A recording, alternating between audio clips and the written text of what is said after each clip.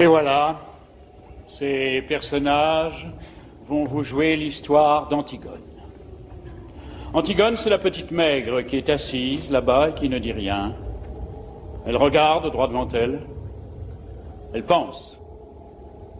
Elle pense qu'elle va être Antigone tout à l'heure. Qu'elle va surgir soudain de la maigre jeune fille noiraude et renfermée que personne ne prenait au sérieux dans la famille et se dresser seule en face du monde. Seule en face de Créon, son oncle, qui est le roi. Elle pense qu'elle va mourir, qu'elle est jeune et qu'elle aussi, elle aurait bien aimé vivre. Mais il n'y a rien à faire, elle s'appelle Antigone et il va falloir qu'elle joue son rôle jusqu'au bout. Et depuis que ce rideau s'est levé, elle sent qu'elle s'éloigne à une vitesse vertigineuse de sa sœur, Ismène, qui bavarde et rit avec un jeune homme. Elle sent qu'elle s'éloigne de nous aussi, qui sommes là, bien tranquilles à la regarder. De nous qui n'avons pas à mourir ce soir. Le jeune homme avec qui parle la blonde, la belle, l'heureuse Ismène, c'est Aimon, le fils de Créon. Il est le fiancé d'Antigone. Tout le portait vers Ismène. Son goût de la danse et des jeux, son goût du bonheur et de la réussite, sa sensualité aussi, car Ismène est bien plus belle qu'Antigone. Et puis un soir de bal, où il n'avait dansé qu'avec Ismène, un soir où Ismène avait été éblouissante dans sa nouvelle robe, il a été trouvé Antigone, qui rêvait dans un coin comme en ce moment, ses bras entourant ses genoux, et il lui a demandé d'être sa femme. Personne n'a jamais compris pourquoi. Antigone a levé sans étonnement ses yeux graves sur lui, et elle lui a dit oui, avec un petit sourire triste. L'orchestre attaquait une nouvelle danse. Ismène riait aux éclats là-bas, au milieu des autres garçons. Et voilà, maintenant lui, il allait être le mari d'Antigone. Il ne savait pas qu'il ne devait jamais exister de mari d'Antigone sur cette terre et que ce titre princier lui donnait seulement le droit de mourir. Cet homme, robuste, aux cheveux grisonnants, qui médite là, près de son page, c'est Créon, c'est le roi. Il a des rides, il est fatigué, il joue au jeu difficile de conduire les hommes. Avant, du temps d'Édipe, quand il n'était que le premier personnage de la cour, il aimait la musique, les belles reliures, les longues flâneries chez les petits antiquaires de Thèbes, mais Édipe et ses fils sont morts. Il a laissé ses livres, ses objets, il a retroussé ses manches et il a pris leur place. Alors quelquefois, le soir, il est fatigué. Il se demande s'il n'est pas vain de conduire les hommes, si ce n'est pas un office sordide qu'on doit laisser à d'autres, plus fruste. Et puis, au matin, des problèmes précis se posent qu'il faut résoudre, et il se lève, tranquille, comme un ouvrier au seuil de sa journée. Créon est seul avec son petit page, qui est trop petit, et qui ne peut rien non plus pour lui. Ce garçon là-bas au fond, qui rêve, adossé au mur, solitaire, c'est le messager. C'est lui qui viendra annoncer la mort d'Aimon tout à l'heure. C'est pour cela qu'il n'a pas envie de bavarder ni de se mêler aux autres. Il sait déjà. Enfin, ces trois hommes qui jouent, ce sont les gardes. Ce ne sont pas de mauvais bougres, ils ont des femmes, des enfants et des petits ennuis comme tout le monde, mais ils vous emploieront les accusés le plus tranquillement du monde tout à l'heure. Ils sont dépourvus de toute imagination. Ce sont les auxiliaires, toujours innocents et toujours satisfaits d'eux-mêmes, de la justice, pour le moment, jusqu'à ce qu'un nouveau chef de Thèbes, dûment mandaté, leur ordonne de l'arrêter à son tour. Ce sont les auxiliaires de la justice de Créon. Et maintenant que vous les connaissez tous, Ils vont pouvoir vous jouer leur histoire.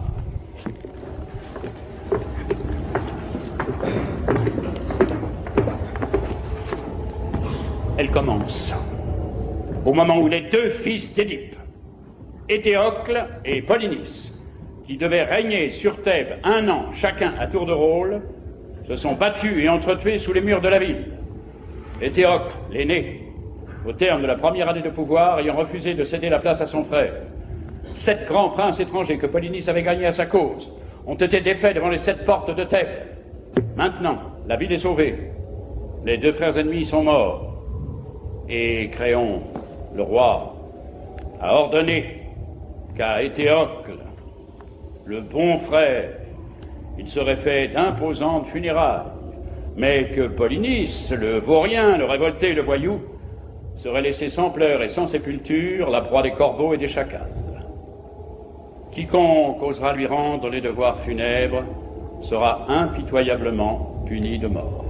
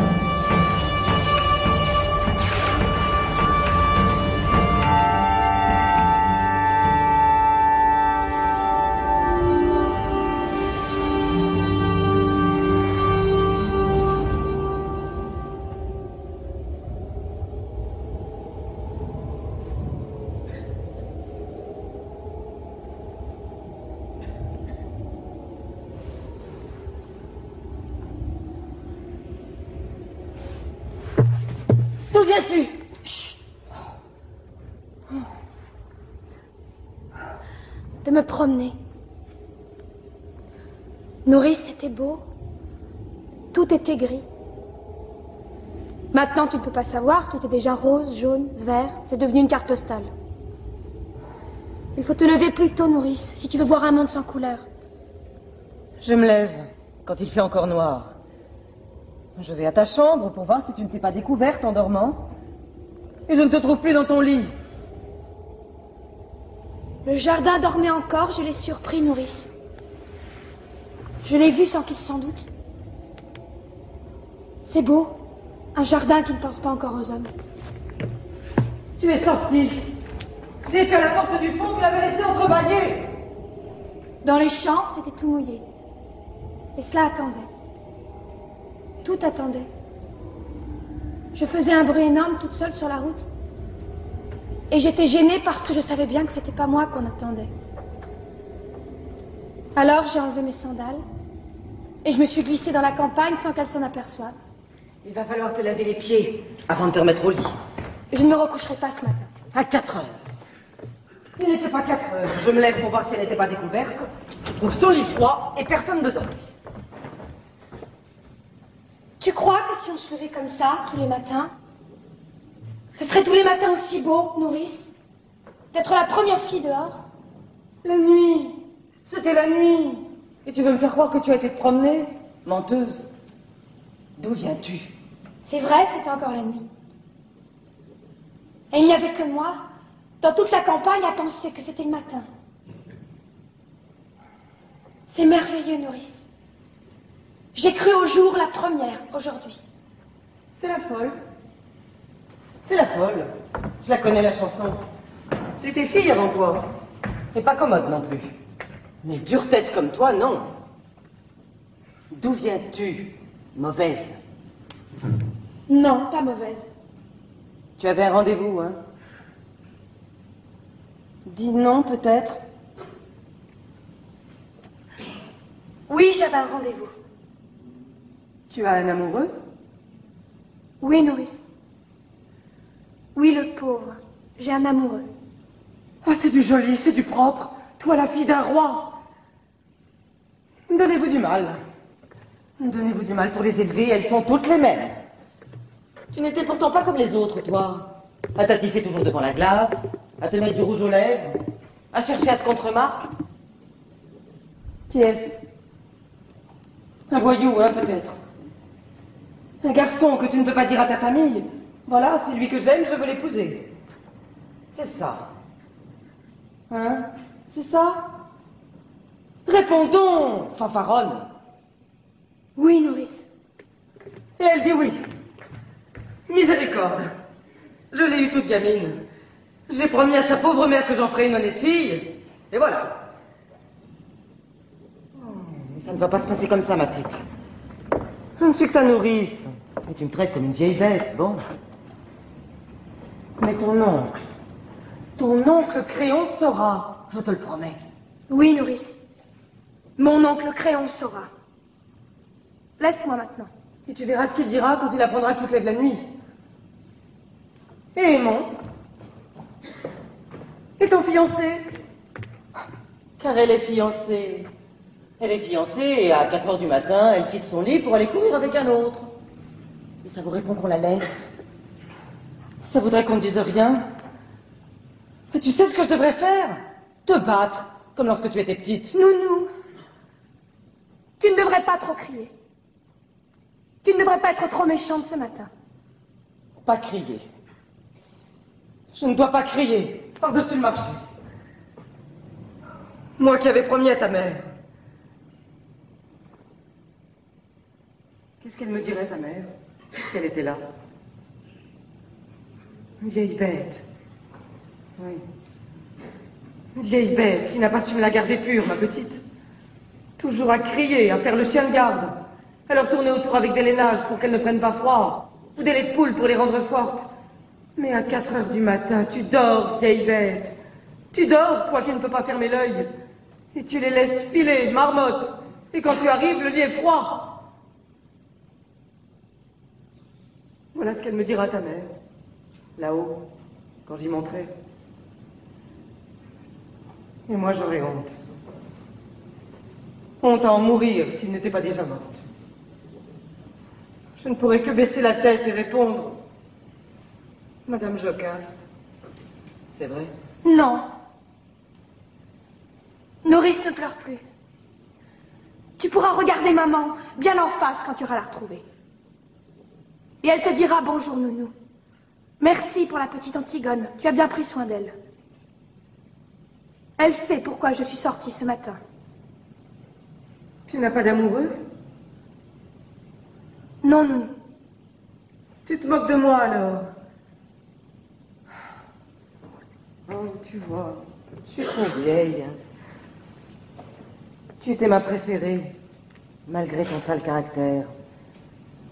Ta sœur était plus douce. Je croyais que c'était toi qui m'aimais. Si tu m'aimais, tu m'aurais dit la vérité. Pourquoi ton lit était-il froid quand je suis venue te border? Nounou, je suis pure. Je n'ai pas d'autre amoureux qu'Aimon, mon fiancé, je te le jure. Je peux même te jurer, si tu veux, que je n'aurai jamais d'autre amoureux. Garde tes larmes. Garde tes larmes. Tu en auras peut-être besoin encore, nounou. Et quand tu pleures comme cela, je redeviens petite. Et il ne faut pas que je sois petite ce matin. Tu es déjà levée? Je viens de ta chambre. Oui, je suis déjà levée. Oh, toutes les deux alors. Toutes les deux. Vous allez devenir folle et vous lever avant les servantes. Vous croyez que c'est bon d'être debout le matin, à jeun? Que c'est convenable pour des princesses? Oh, vous n'êtes seulement pas couverte. Oh, non. Vous allez voir que vous allez encore me prendre mal. Laisse-nous, nourrice. Il ne fait pas froid, je t'assure, c'est déjà l'été. Va nous faire du café.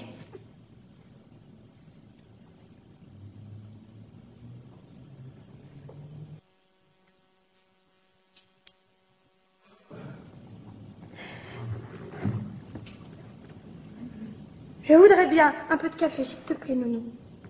Cela me ferait du bien. Ma colombe, la tête lui tourne d'être sans rien. Et je suis là, comme une idiote, au lieu de lui donner quelque chose de chaud.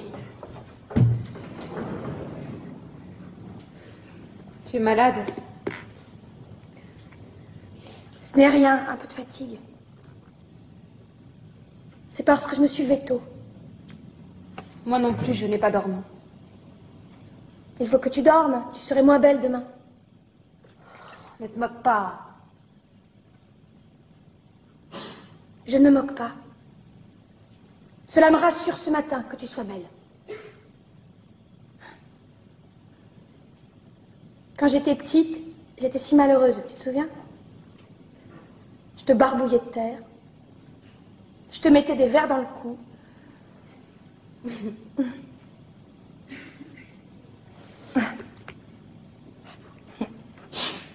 Une fois, j'étais attachée à un arbre et je t'ai coupé tes cheveux.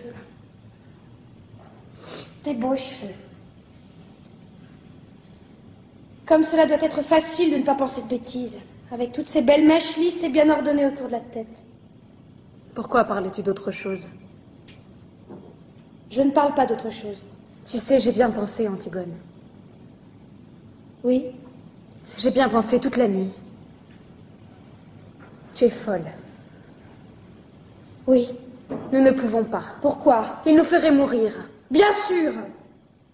À chacun son rôle. Lui, il doit nous faire mourir. Et nous, nous devons aller enterrer notre frère. C'est comme cela que ça a été distribué. Qu'est-ce que tu veux que nous y fassions? Je ne veux pas mourir. Moi aussi. J'aurais bien voulu ne pas mourir. Écoute. J'ai bien réfléchi toute la nuit. Je suis l'aînée, je réfléchis plus que toi. Il y a des fois, il ne faut pas trop réfléchir. Si, Antigone. D'abord, bien sûr, c'est horrible, et j'ai pitié, moi aussi, de mon frère. Mais je comprends un peu notre oncle. Moi, je ne veux pas comprendre un peu. Il est le roi, il faut qu'il donne l'exemple. Et moi, je ne suis pas le roi. Chut. Il ne faut pas que je donne l'exemple, moi. Elle fait ce qui lui passe par la tête, la petite Antigone. La sale bête, l'entêtée, la mauvaise. Et puis après, on la met dans un coin ou dans un trou, et c'est bien fait pour elle. Elle n'avait qu'à ne pas désobéir. Allez, allez. Tes sourcils joints, ton regard droit devant toi et te voilà lancée sans écouter personne. Écoute-moi, j'ai raison plus souvent que toi.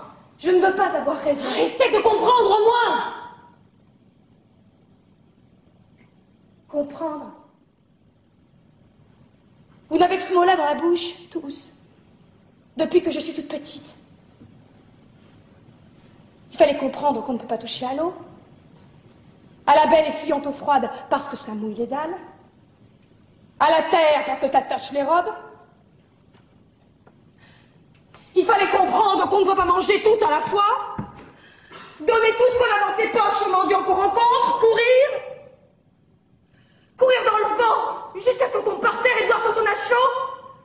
Et se baigner quand il est trop tôt ou trop tard. Mais pas juste quand on en a envie. Comprendre. Toujours comprendre. Mais moi je ne veux pas comprendre. Je comprendrai quand je serai vieille. Si je deviens vieille, pas maintenant. Il est plus fort que nous, Antigone. Il est le roi. Et ils pensent tous comme lui dans la ville. Ils sont des milliers et des milliers autour de nous. Grouillant dans toutes les rues de Thèbes. Je ne t'écoute pas. Ils nous hueront.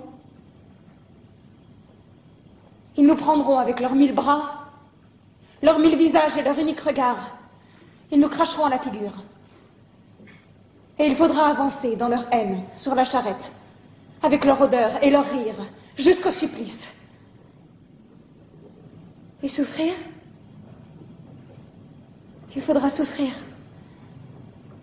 Sentir que la douleur monte, qu'elle est arrivée au point où on ne peut plus la supporter, qu'il faudrait qu'elle s'arrête, mais qu'elle continue pourtant et monte encore, comme une voix aiguë.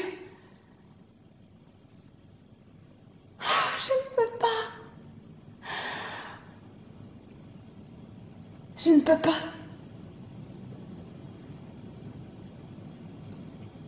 Comme tu as bien tout pensé.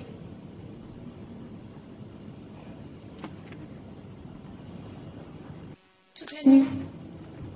Pas toi? Si, bien sûr. Tu sais, moi, je ne suis pas très courageuse. Moi non plus. Mais qu'est-ce que je t'ai fait? Tu n'as donc pas envie de vivre, toi? Pas envie de vivre. Qui se levait, la première le matin, rien que pour sentir l'air froid sur sa peau nue? Qui se couchait la dernière, seulement quand elle n'en pouvait plus de fatigue, pour vivre encore un peu plus la nuit? Qui pleurait déjà, toute petite, en pensant qu'il y avait tant de petites bêtes, tant de brins d'herbe dans le pré, et qu'on ne pouvait pas tous les prendre? Oh, ma petite sœur. Ah non, laisse-moi. Ne me caresse pas. Ne nous mettons pas à pleurnicher ensemble maintenant. Tu as bien réfléchi, tu dis. Tu penses que toute la ville hurlante contre toi, tu penses que la peur et la douleur de mourir, c'est assez. Oui, sers-toi de ces prétextes. Je t'en supplie, Antigone. C'est bon pour les hommes de croire aux idées et de mourir pour elles. Toi, tu es une fille. Une fille, oui. Et je sais pleurer d'être une fille. Ton bonheur est là, devant toi. Et tu n'as qu'à le prendre, tu es fiancée. Tu es jeune, tu es belle. Non, je ne suis pas belle. Pas belle comme nous, mais autrement. Tu sais bien que c'est sur toi que se retournent les petits voyous dans la rue. Que c'est toi que les petites filles regardent passer, soudain muettes, sans pouvoir te quitter des yeux jusqu'à ce que tu aies tourné le coin. Des voyous. Des petites filles. Et aimons, Antigone.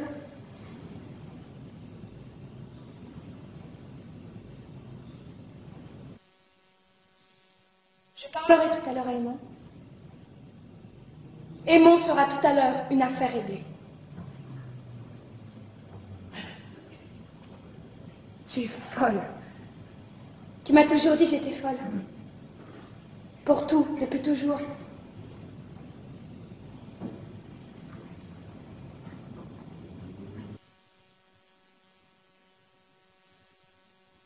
Va te recoucher, Ismène. Il fait jour maintenant, tu vois. Et de toute façon, je ne pourrai rien faire. Mon frère mort est maintenant entouré d'une garde exactement comme s'il avait réussi à se faire roi.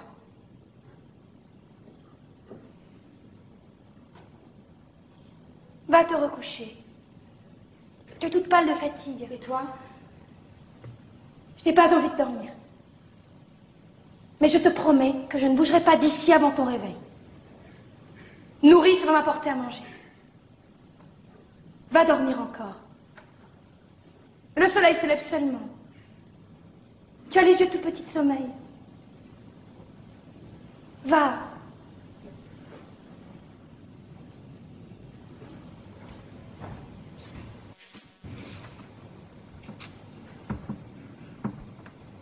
Je te convaincrai, n'est-ce pas? Je te convaincrai, tu me laisseras te parler encore. Je te laisserai me parler encore, oui. Je vous laisserai tous me parler. Va dormir maintenant, je t'en prie.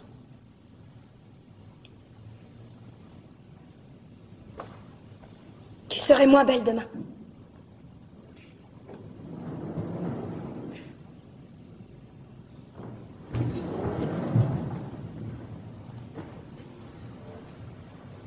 Pauvre Ismène. Tiens, te voilà un bon café et des tartines, mon pigeon. Mange. Je n'ai pas très faim, nourrice.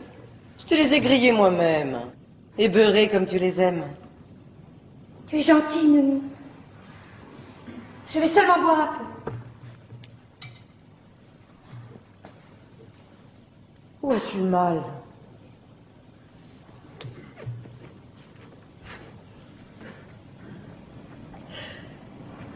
Nulle part, Nounou.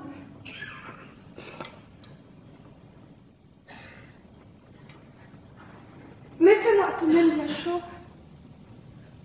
Comme lorsque j'étais malade.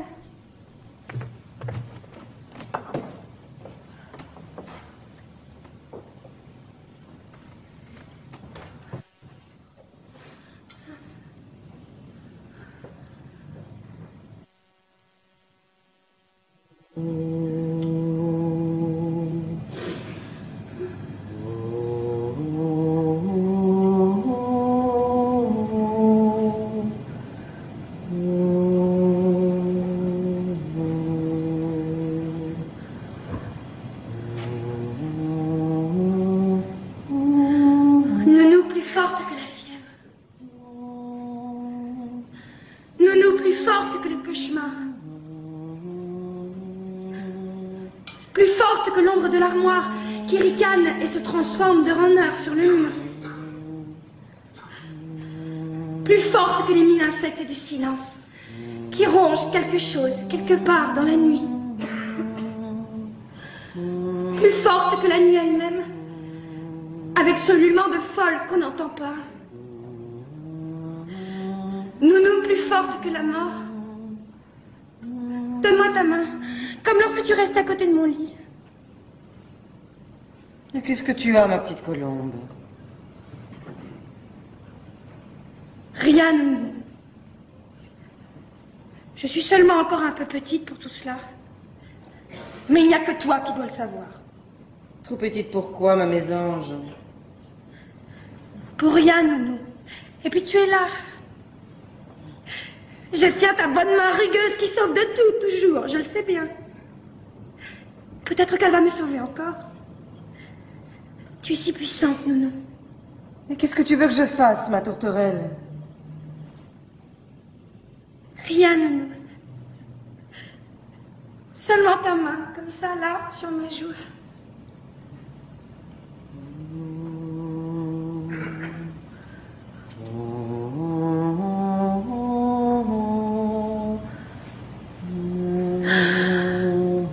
Voilà, je n'ai plus peur. Ni du méchant ogre, ni du marchand de sable. Ni de Taou-Taou qui passe et emmène les enfants.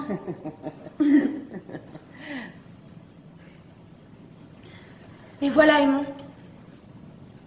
Laisse-nous nourrir.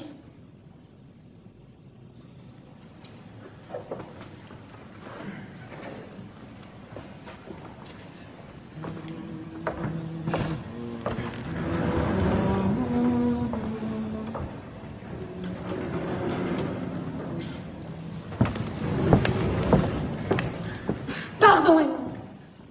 Pour notre dispute d'hier soir et pour tout, c'est moi qui avais tort. Je te prie de me pardonner. Tu sais bien que je t'avais pardonné à peine avais-tu claqué la porte. Ton parfum était encore là et je t'avais déjà pardonné. À qui l'avais-tu volé, ce parfum? À Ismaël. Et le rouge à lèvres, la poudre, la belle robe? Aussi. En quel honneur t'étais-tu faite si belle? Je te le dirai.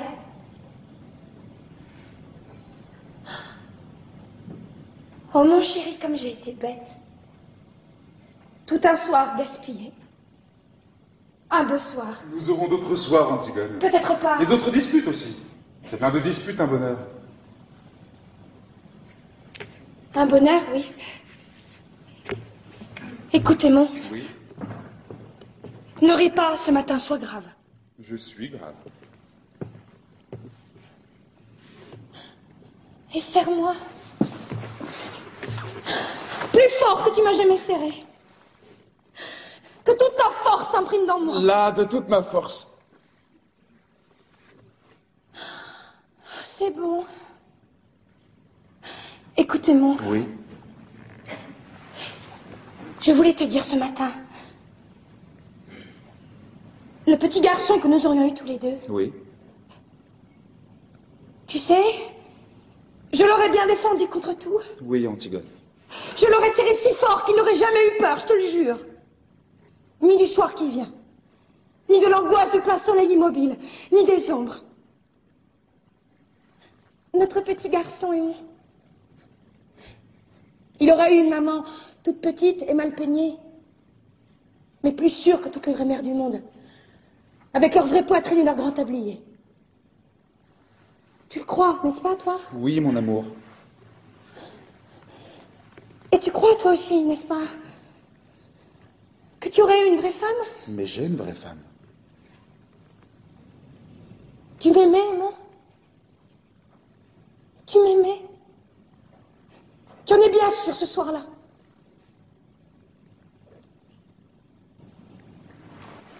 Quel soir? Tu es sûr qu'à ce bal où tu es venu me chercher dans mon coin, tu t'es pas trompé de jeune fille? Tu es sûr que tu n'as jamais regretté depuis? Jamais pensé, tout au fond de toi, même une fois, que tu aurais plutôt dû demander Ismène? Idiote! Tu m'aimes, n'est-ce pas? Tu m'aimes comme une femme? Tes bras qui me serrent ne mentent pas? Tes grandes mains posées sur mon dos ne mentent pas? Ni ton odeur? Ni ce bon chaud? Ni cette grande confiance qui m'inonde quand j'ai la tête au creux de ton cou? Oui, Antigone, je t'aime comme une femme. Mais je suis noire et maigre, Ismène est rose et dorée comme un fruit. Antigone.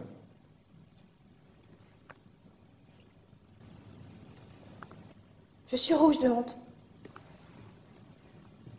Mais il faut que je sache ce matin. Dis la vérité, je t'en prie. Quand tu penses que je serai à toi,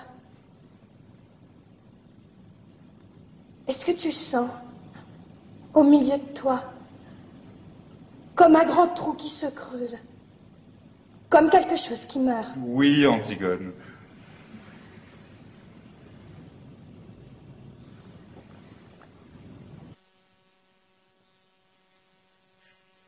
Moi, je sens comme cela.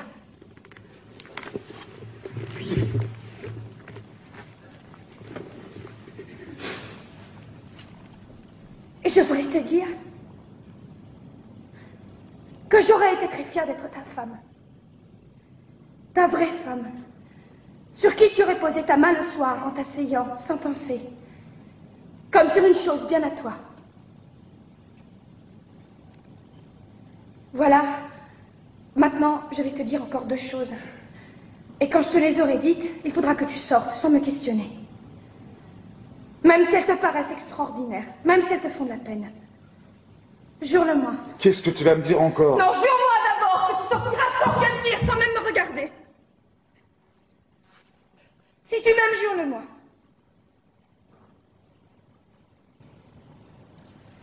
Tu vois comme je te le demande. Jure-le-moi, s'il te plaît, non. C'est la dernière folie que tu auras à me passer. Je te le jure. Merci. Alors voilà. Hier d'abord. Tu me demandais tout à l'heure pourquoi j'étais venue avec une robe d'Ismène, ce parfum, ce rouge à lèvres. J'étais bête. Je n'étais pas très sûre que tu me désires vraiment. Et j'avais fait tout ça pour être un peu plus comme les autres filles. Pour te donner envie de moi. C'était pour cela? Oui. Et tu as ri. Et nous nous sommes disputés. Et mon mauvais caractère a été le plus fort, je me suis sauvée.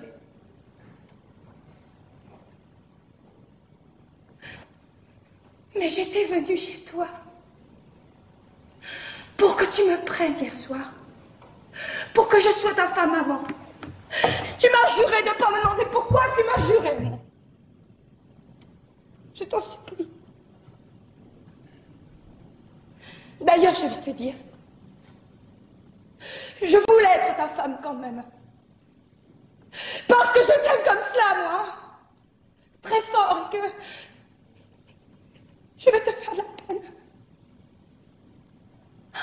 Oh mon chéri, pardon. Que jamais, jamais je ne pourrai t'épouser. Tu me l'as juré, non? Sors, sors tout de suite. Si tu pars, si tu fais un seul pas vers moi, je me jette par cette fenêtre, je te le jure, Emma. Je te le jure sur la tête du petit garçon que nous avons eu tous les deux en rêve. Du seul petit garçon que j'aurai jamais. Pars maintenant. Pars vite. Tu sauras demain. Tu sauras tout à l'heure.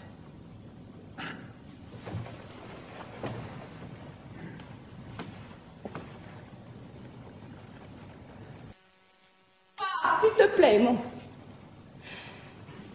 C'est tout ce que tu peux faire encore pour moi, si tu m'aimes.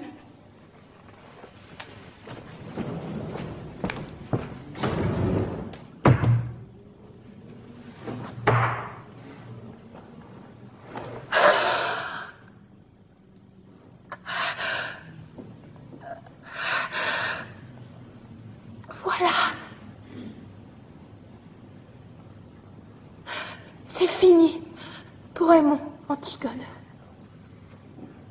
Antigone? Es-tu là? Oui, je suis là. Je ne peux pas dormir. J'avais peur que tu sortes et que tu tentes de l'enterrer malgré le jour.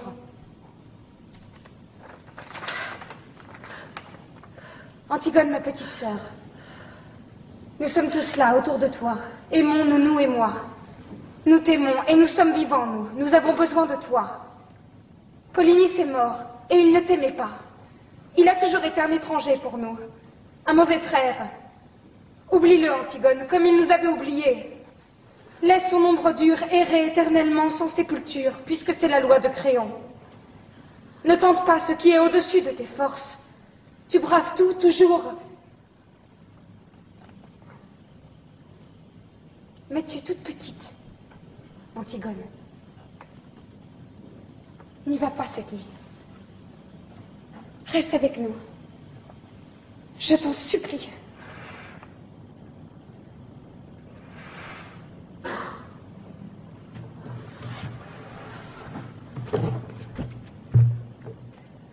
C'est trop tard. Ce matin, quand tu m'as rencontré, j'en venais.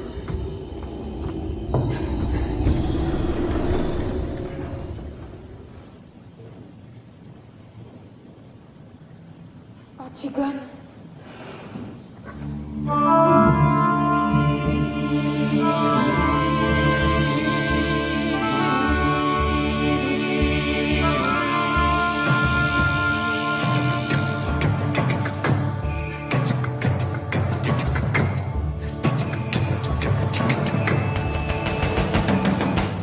Un garde, dis-tu?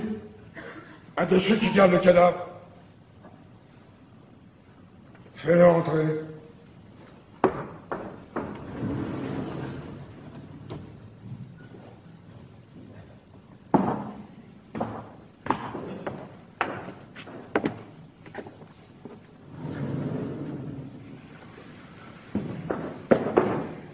Garde Jonas de la 2e compagnie.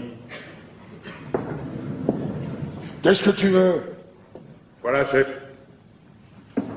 On a tiré au sort pour savoir celui qui viendrait et le sort est tombé sur moi. Alors voilà, chef, je suis venu parce qu'on a pensé qu'il valait mieux qu'il n'y en ait qu'un qui explique. Et puis parce qu'on ne pouvait pas abandonner le poste tous les trois. Qu'as-tu à me dire? Eh bien voilà, chef. Le cadavre. On a veillé pourtant. On avait la relève de 2 heures, la plus dure. Vous savez ce que c'est au moment où la nuit va finir, ce plomb entre les yeux, la nuque qui tire, et puis toutes ces ombres qui bougent et le brouillard du petit matin qui se lève.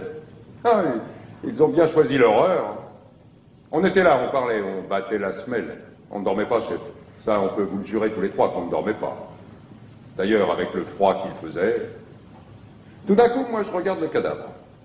On était à 2 pas, mais moi, je le regardais tout de même, de temps en temps. Je suis comme ça, moi, chef. Je suis méticuleux. C'est pour ça que mes supérieurs, ils disent avec Jonas... C'est moi qui l'ai vu le premier, chef.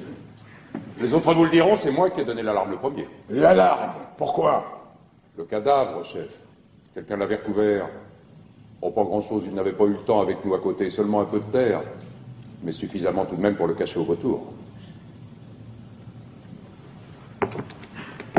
Tu es sûr que ce n'est pas une bête? En grattant? Non, chef, on a d'abord espéré ça, nous aussi, mais la terre était jetée sur lui selon les rites. C'est quelqu'un qui savait ce qu'il faisait. Qui a osé? Qui a été assez fou pour braver ma loi? As-tu relevé des traces? Rien. Rien qu'un pas plus léger qu'un passage d'oiseau. Après, en cherchant mieux, on a trouvé plus loin une pelle. Une petite pelle d'enfant, toute vieille, toute rouillée. On a pensé que ça ne pouvait pas être un enfant qui avait fait le coup. Un enfant? L'opposition. Brisée qui sourd et mine déjà partout. Les amis de Polynice avec leur or bloqué dans Thèbes. Les chefs de la plèbe, soudainement alliés au prince. Et les prêtres, essayant de pêcher quelque chose au milieu de tout cela. Un enfant. Ils ont dû penser que ce serait plus touchant. Je le vois d'ici, leur enfant, avec sa gueule de tueur à pointer. Et la petite pelle soigneusement enveloppée dans du papier sous sa veste. Ah, moins qu'il n'ait dressé un vrai enfant, avec des phrases. Une innocence inestimable pour le parti. Un vrai petit garçon pâle, qui crachera devant mes fusils. Un précieux sang bien frais sur mes mains. Double aubaine. Mais ils ont des complices. Et dans ma garde, peut-être. À qui avez-vous déjà parlé de cette affaire? À personne, chef. On a tout de suite tiré au sort et je suis venu. Alors écoute bien. Votre garde est doublée. Renvoyez la relève. Voilà l'ordre. Je ne veux que vous près du cadavre. Et pas un mot. Vous êtes tous coupables d'une négligence. Vous serez punis, de toute façon. Mais si tu parles, si le bruit court dans la ville qu'on a recouvert le cadavre de Polynice, alors vous mourrez. Tous les trois. On n'a pas parlé, chef, je vous le jure. Mais moi, j'étais ici. Et peut-être que les autres, ils l'ont déjà dit à l'Arlène. Chef, j'ai 2 enfants. Il y en a un qui est tout petit. Vous témoignerez pour moi que j'étais ici, chef, devant le conseil de guerre. J'étais ici, moi, avec vous. J'ai un témoin. Si on a parlé, ce sera les autres, ce sera pas moi. J'ai un témoin, moi. Alors va vite. Si personne ne sait, tu vivras.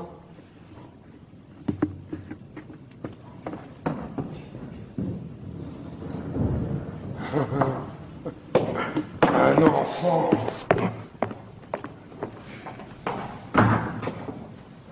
Tu mourrais, toi, pour moi? Tu crois que tu irais avec ta petite pelle? Ah, bien sûr. Tu irais tout de suite, toi aussi.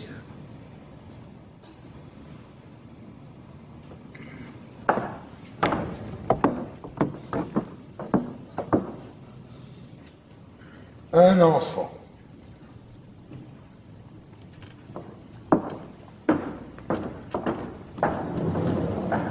Et voilà. Maintenant, le ressort est bandé. Cela n'a plus qu'à se dérouler tout seul. C'est cela qui est commode dans la tragédie. On donne le petit coup de pouce pour que cela démarre. Rien. Un regard pendant une seconde à une fille qui passe et lève les bras dans la rue.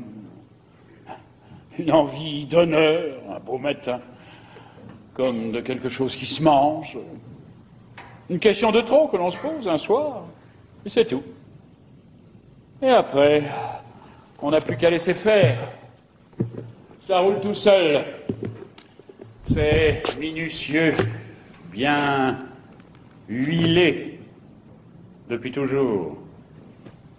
La mort, la trahison, le désespoir sont là, tout près. Et les éclats, et les orages, et les silences. Tous les silences. Le silence quand le bras du bourreau se lève à la fin. Le silence au commencement, quand les 2 amants sont nus l'un en face de l'autre pour la première fois, sans oser bouger tout de suite dans la chambre sombre. Le silence quand les cris de la foule éclatent autour du vainqueur. Et c'est comme un film dont le son s'est enrayé, toutes ces bouches ouvertes dont il ne sort rien. Toute cette clameur qui n'est qu'une image. Et le vainqueur, déjà vaincu, seul, au milieu de son silence. C'est propre, la tragédie. C'est reposant. C'est sûr. Dans le drame, avec ses traîtres, avec ses méchants acharnés, cette innocence persécutée, ces vengeurs, ces terre-neuves, ces lueurs d'espoir, ça devient épouvantable de mourir, comme un accident. Et on aurait peut-être pu se sauver. Le bon jeune homme aurait peut-être pu arriver à temps avec les gendarmes. Dans la tragédie, on est tranquille.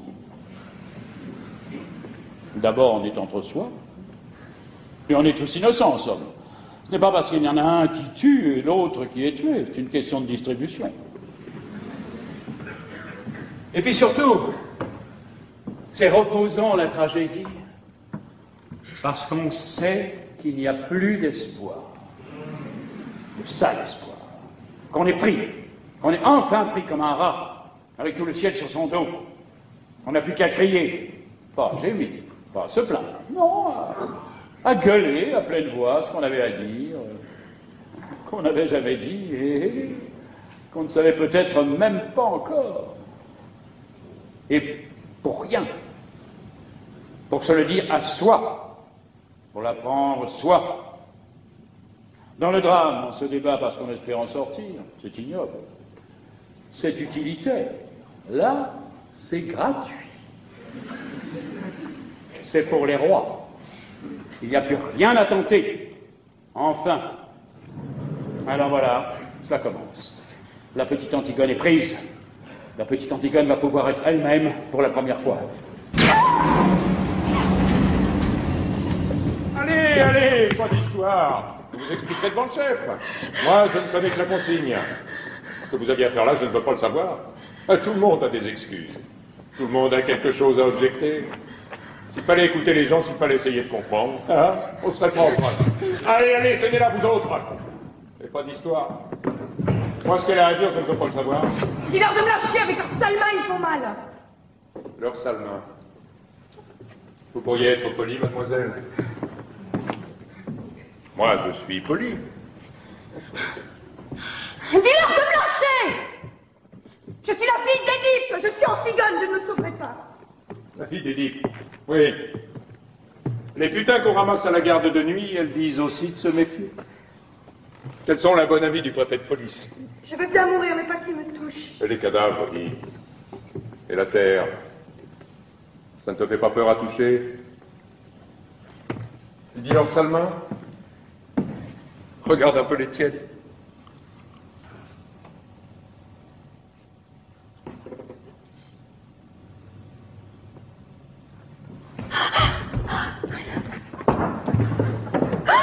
On t'avait pris cet appel? Il a fallu que tu en fasses avec tes ongles la deuxième fois. Ah, cette audace. Je tourne le dos une seconde, je te demande une chic, allez, le temps de me la caler dans la joue, le temps de dire merci. Elle était là, à gratter comme une petite hyène. Et en plein jour. Et c'est qu'elle se débattait, cette garce, quand j'ai voulu la prendre. C'est qu'elle voulait me sauter aux yeux. Hein. Elle criait qu'il fallait qu'elle finisse.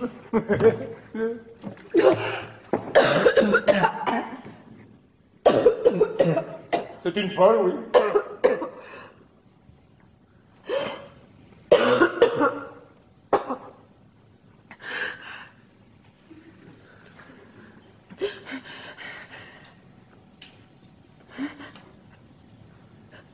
Je voudrais m'asseoir un peu.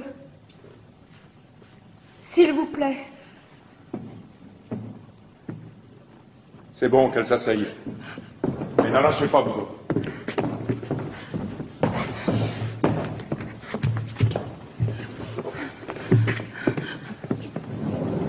Garde à vous. Lâchez cette jeune fille.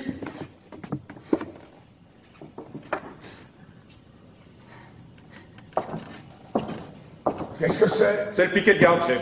On est venu avec les camarades. Qui garde le corps? On a appelé la relève, chef. Je t'avais dit de la renvoyer.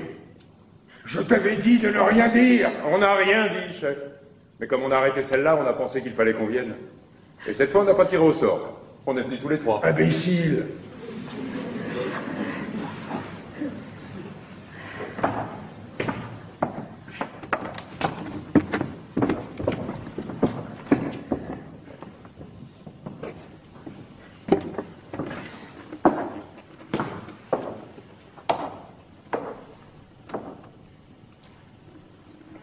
Où t'ont-ils arrêté? Près du cadavre, chef. Qu'allais-tu faire près du cadavre de ton frère? Tu savais que j'avais interdit de l'approcher? Ce qu'elle faisait, chef, c'est pour ça qu'on vous l'amène. Elle grattait la terre avec ses mains.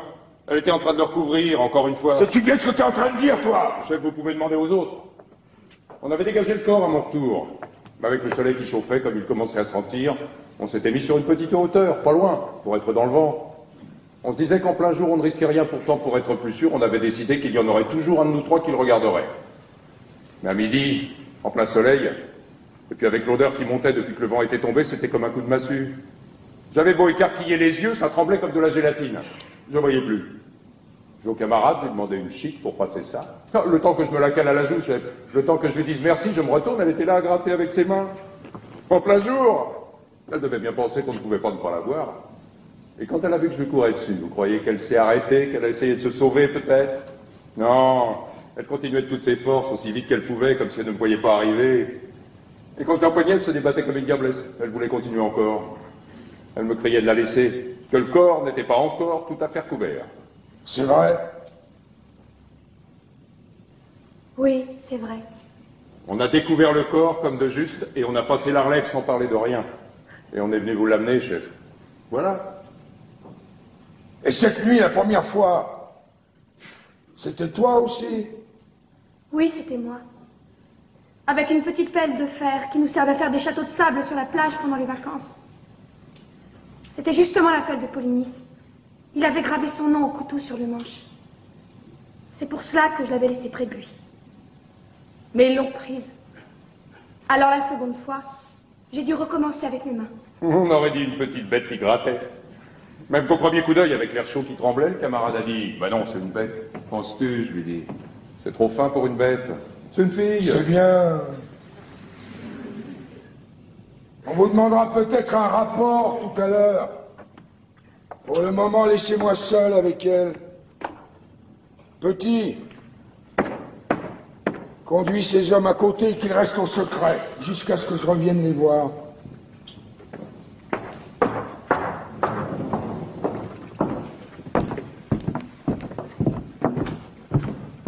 Faut-il lui mettre les menottes, chef? Non.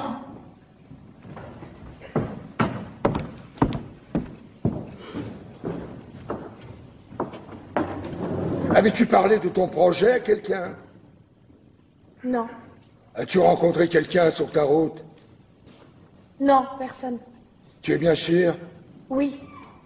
Alors écoute-moi bien. Tu vas rentrer chez toi te coucher. Dire que tu es malade, que tu n'es pas sorti depuis hier. Ta nourrice dira comme toi. Je ferai disparaître ces trois hommes. Pourquoi? Puisque vous savez bien que je recommencerai.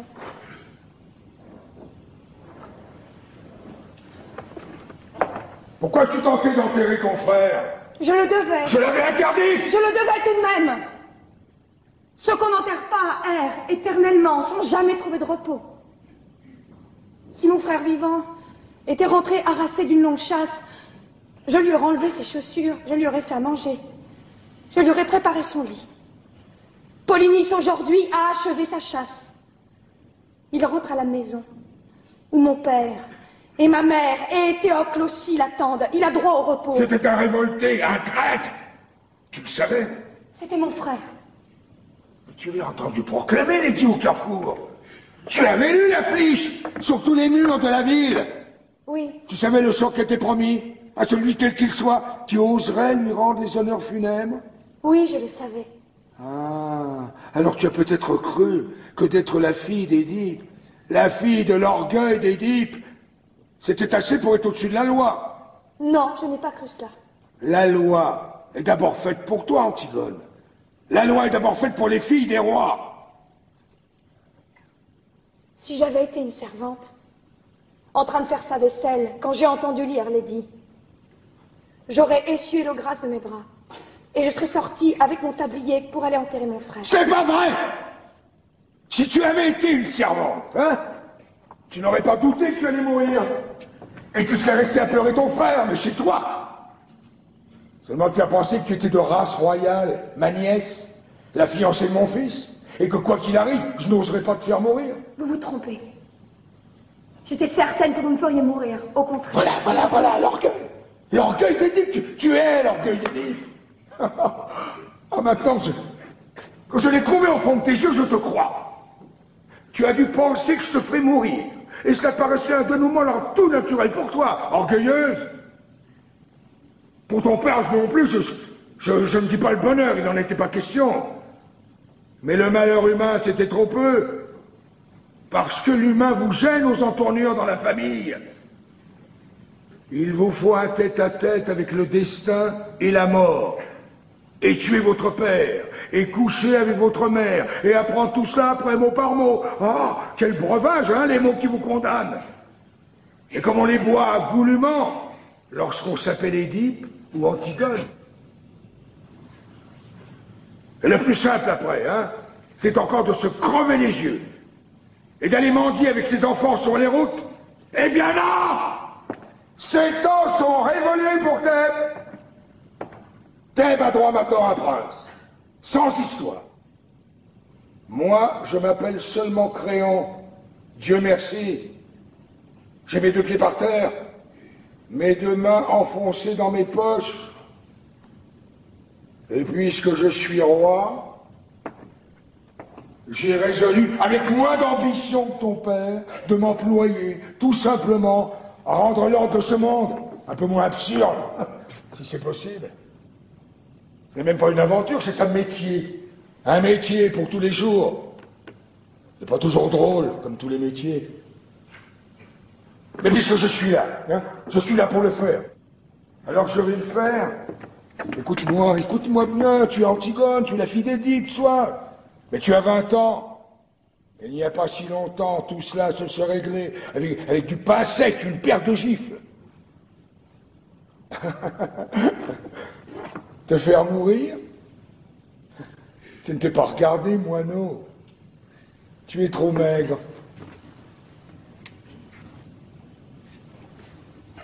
Tu vas rentrer chez toi tout de suite, faire ce que je t'ai dit. Te taire. Je me charge du silence des autres.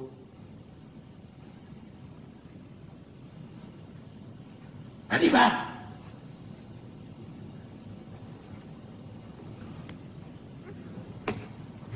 Non! Ne me foudroie pas comme ça du regard. Hein? Tu me prends pour une brute, c'est entendu. Et tu dois penser que décidément, je suis bien prosaïque. Ah. Mais je t'aime. Je t'aime bien tout de même, hein, malgré ton sale caractère. N'oublie pas que c'est moi qui t'ai fait cadeau de ta première poupée. Hein, il n'y a pas si longtemps. Antigone, c'est par cette porte qu'on regagne ta chambre. Où t'en vas-tu par là? Vous le savez bien. Quel jeu joues-tu?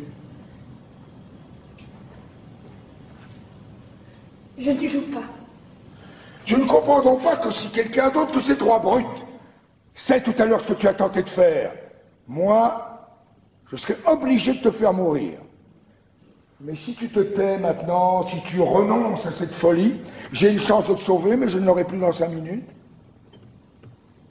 Il faut que j'aille enterrer mon frère, que ces hommes ont découvert. Tu irais refaire ce geste absurde? Mais il y a une autre garde autour du corps de Polynice, et même si tu parviens à le recouvrir encore, on dégagera son cadavre, tu le sais bien. Que peux-tu donc si longtemps sanglanter encore les ongles? Te faire prendre? Rien d'autre que cela, je le sais. Mais cela, du moins, je peux. Et il faut faire ce que l'on peut. Tu y crois donc vraiment, toi, cet enterrement dans les règles, à cette ombre de ton frère condamné à errer toujours, si on ne jette pas sur le cadavre un petit peu de terre avec la formule du prêtre? Tu l'auras déjà entendu, toi, la réciter au prêtre de Thèbes, la formule? Tu as vu ces pauvres têtes d'employés fatigués, écourtant les gestes, avalant les mots, bâclant ce mort pour en prendre un autre avant le repas de midi? Oui, je les ai vus. Ah, et tu n'as jamais pensé alors que si c'était un être que tu aimais vraiment, qui était là, couché, dans cette boîte, tu te mettrais à hurler tout d'un coup, alors crier de se taire, de s'en aller? Si, je l'ai pensé. Et tu risques la mort maintenant parce que j'ai refusé à ton frère ce passeport dérisoire, ce bredouillage en série sur sa dépouille, cette pantomime dont tu aurais été la première à avoir honte et mal si on l'avait joué. C'est absurde. Oui, c'est absurde. Et pourquoi fais-tu ce geste alors? Pour les autres? Pour ceux qui y croient? Ou pour les dresser contre moi? Non. Ni pour les autres, ni pour ton frère. Pour qui alors?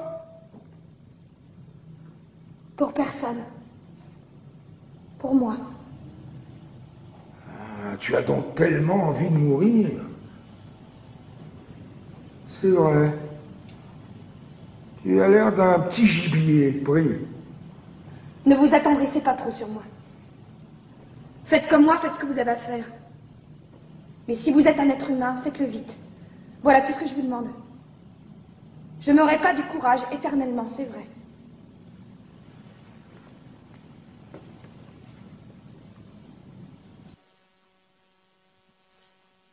Je veux te sauver, Antigone. Vous êtes le roi, vous pouvez tout, mais cela vous ne le pouvez pas. Tu crois?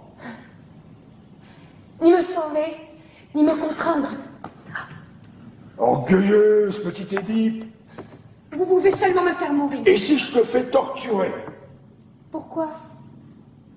Pour que je pleure? Que je demande grâce? Que je jure tout ce qu'on voudra? Et que je recommence après, quand je n'aurai plus mal. Écoute-moi bien, hein? J'ai le mauvais rôle, c'est entendu, et tu as le bon. Et tu le sens. Mais n'en profite tout de même pas trop, hein, petite peste. Parce que si j'étais une bonne brute, ordinaire de tyran, il y a déjà longtemps qu'on t'aurait arraché la langue, tiré les membres au tenaille, jeté dans un trou. Non, tu vois quelque chose dans mes yeux, quelque chose qui hésite. Hein? Tu veux que je te laisse parler au lieu d'appeler mes soldats? Alors tu nargues, tu attaques tant que tu peux, mais où veux-tu en venir à la fin, petite furie? Lâchez-moi, vous faites mal au bras avec l'autre main. Non, moi je suis le plus fort comme ça, alors j'en profite aussi. Aïe. C'est peut-être ce que je devrais faire après tout, hein? Tout simplement te tendre le poignet et te tirer les cheveux, comme on fait aux filles dans les jeux.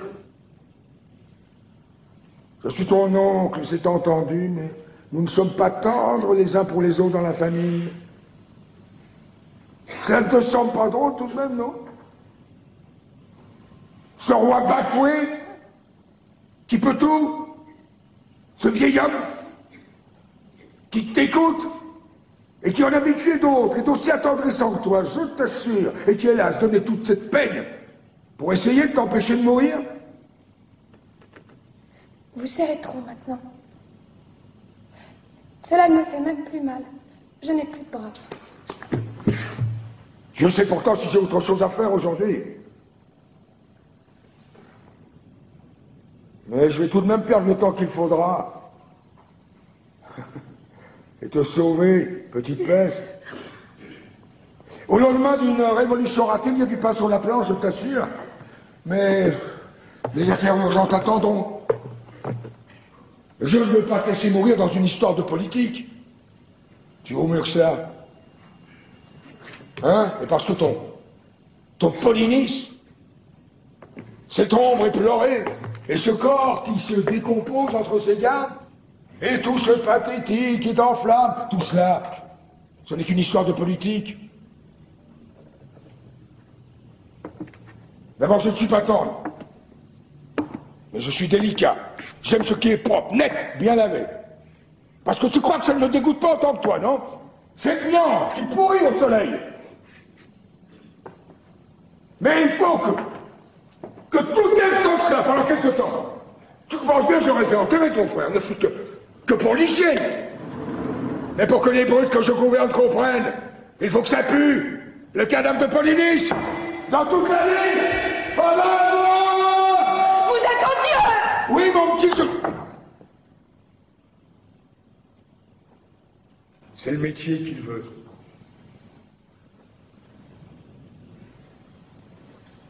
Ce qu'on peut discuter, c'est s'il faut le faire ou ne pas le faire. Mais si on le fait, il faut le faire comme ça.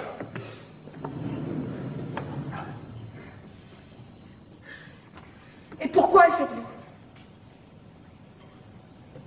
Un matin, je me suis réveillé, roi de Thèbes. Et Dieu sait si j'aimais autre chose dans la vie que d'être puissant. Il fallait dire non, alors. Ah, je le pouvais. Mais je me suis senti tout à coup comme un ouvrier qui refusait un ouvrage. Cela ne m'a pas paru honnête. J'ai dit oui. Eh bien, tant pis pour vous. Moi, je n'ai pas dit oui. Qu'est-ce que vous voulez que ça me fasse à moi? Votre politique, vos nécessités, vos pauvres histoires. Moi, je peux dire non encore à tout ce que je n'aime pas. Et je suis seul juge. Et vous, avec votre couronne, avec vos gardes, avec votre attirail, vous pouvez seulement me faire mourir parce que vous avez dit oui. Écoute-moi. Mais si je veux, moi, je peux ne pas vous écouter. Vous avez dit oui. Je n'ai plus rien à apprendre de vous. Pas vous. Vous êtes là, à boire mes paroles. Et si vous n'appelez pas vos gardes, c'est pour m'écouter jusqu'au bout. Tu m'amuses. Non. Je vous fais peur. Et c'est pour ça que vous essayez de me sauver. Ça serait tout de même plus commode de garder une petite Antigone muette et vivante dans ce palais. Vous êtes trop sensible pour faire un bon tyran, voilà tout. Mais vous allez tout de même me faire tuer tout à l'heure, vous le savez. Et c'est pour cela que vous avez peur. C'est laid, un homme qui a peur. Oui, j'ai peur. J'ai peur d'être obligé de te faire tuer si tu t'obstines. Je ne le voudrais pas. Et moi, je ne suis pas obligée de faire ce que je ne voudrais pas. Vous n'auriez pas voulu non plus, peut-être, refuser une tombe à mon frère? Dites-le donc que vous ne l'auriez pas voulu. Je te l'ai déjà dit. Et vous l'avez fait, tout de même. Et maintenant, vous allez me faire tuer sans le vouloir. Et c'est cela, être roi. Oui, c'est cela. Pauvre Créon. Avec mes ongles cassés et pleins de terre. Et les bleus que tes gardes m'ont fait au bras. Avec ma peur qui me tord le ventre. Moi, je suis reine. Alors écoutez-moi, vis. Le cadavre de ton frère qui pourrit sous mes fenêtres. C'est assez payé pour que l'ordre règne dans Thèbes. Mon fils t'aime. Alors ne m'oblige pas encore à payer avec toi. J'ai assez payé. Non, vous avez dit oui. Vous ne vous arrêterez jamais de payer maintenant. Mais va faire bon Dieu. Essaye de me comprendre une minute. Toi aussi, petite idiote. Moi, j'ai bien essayé de te comprendre. Il faut pourtant bien qu'il y en ait qui disent oui. Il faut pourtant bien qu'il y en ait qui mènent la barque. Parce que ça prend l'eau. Ça prend l'eau de toutes parts. C'est plein de crimes, de bêtises, de misère. Non, mais enfin, mais... Est-ce que tu comprends cela? Je ne veux pas comprendre. C'est bon pour vous. Moi, je suis là pour autre chose que pour comprendre. Je suis là pour vous dire non. Et pour mourir. Ah, c'est facile de dire non. Pas toujours. Pour dire oui. Il faut suer. Hein, retrousser ses manches. Empoigner la vie à pleine main sans mettre jusqu'au coude. C'est facile de dire non. Même si on doit mourir. Il n'y a qu'à pas bouger et attendre. Attendre pour vivre. Attendre même pour qu'on vous tue. C'est trop lâche. Ça, c'est une invention des hommes. Tu imagines un monde où les arbres aussi auraient dit non, non, contre la sève, où les bêtes auraient dit non, contre l'instinct de la chasse ou de l'amour, parce que les bêtes, elles au moins, hein, elles sont bonnes, elles sont simples, elles sont dures. Quel rêve, hein, pour un roi des bêtes. Ce serait si simple. Ah, tu me méprises, n'est-ce pas? Ah, c'est drôle. Je l'ai souvent imaginé, ce dialogue avec un petit jeune homme pâle qui aurait essayé de me tuer, et dont je ne pourrais rien tirer après que du mépris. Mais je ne pensais pas que ce serait avec toi et pour quelque chose d'aussi bête. Alors, écoute-moi tout de même pour la dernière fois. Mon rôle n'est pas bon, mais c'est mon rôle et je vais te faire tuer. Seulement avant, je voudrais que toi aussi tu sois bien sûr du tien. Parce que tu sais pourquoi tu vas mourir, Antigone. Tu sais au bas de quelle histoire sordide tu vas signer pour toujours ton petit nom sanglant? Quelle histoire? Celle d'Éthéocle et de Polynice, celle de tes frères. Ah non, non, non, non, non, non, tu crois la savoir, mais tu ne la sais pas, parce que personne ne la sait dans Thèbes. Que moi. Mais il me semble que toi, ce matin, tu as aussi le droit de l'apprendre. Et ce n'est pas bien beau, tu vas voir. Ah, que te rappelles-tu de tes frères d'abord? 2 compagnons de jeu qui te méprisaient sans doute, te cassaient tes poupées en se chuchotant éternellement des mystères à l'oreille l'un de l'autre pour te faire enrager. C'était des grands. Ah. Alors après, tu as dû les admirer avec leurs premières cigarettes, leurs premiers pantalons longs, et puis ils ont commencé à sortir le soir, hein, à sentir l'homme. Alors là, après, ils ne t'ont plus regardé du tout. J'étais une fille. Tu voyais bien pleurer ta mère, ton père se mettre en colère à leur retour. Tu entendais claquer les portes et leur ricanement dans les couloirs. Et ils passaient devant toi, goguenards, veules, ils sentaient le vin. Une fois, je m'étais cachée derrière une porte. C'était le matin, nous venions nous lever et eux, ils rentraient. Polynice m'a vu. Il était pâle, les yeux brillants, et si beau dans son vêtement du soir. Il m'a dit, tiens, tu es là, toi. Et il m'a donné une grande fleur de papier qu'il avait rapportée de sa nuit. Ah. Et tu l'as conservée, n'est-ce pas, cette fleur? Et hier, avant de t'en aller, tu as ouvert ton tiroir, tu l'as regardée longtemps, pour te donner du courage.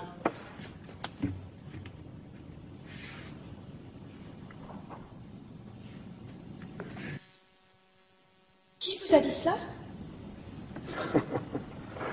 Ah, pauvre Antigone avec ta fleur de cotillon. Sais-tu qui était ton frère? Je savais que vous me diriez du mal de lui, en tout cas. Un petit fêtard imbécile, un petit carnassier dur, sans âme, une petite brute, juste bonne à aller plus vite que les autres avec ses voitures, à dépenser plus d'argent dans les bars. Tiens, une fois, j'étais là, ton père venait de lui refuser une grosse somme d'argent qu'il avait perdu au jeu. Il est devenu tout pâle. Il a levé son poing en criant un mot ignoble. C'est pas vrai. Son poing de brûle, t'as tout volé dans le visage de ton père. C'était pitoyable. Ton père était assis à sa table, la tête dans ses mains. Il saignait. Il saignait du nez et il pleurait. Et dans un coin du bureau, Polynice ricanant qui allumait une cigarette. C'est pas vrai.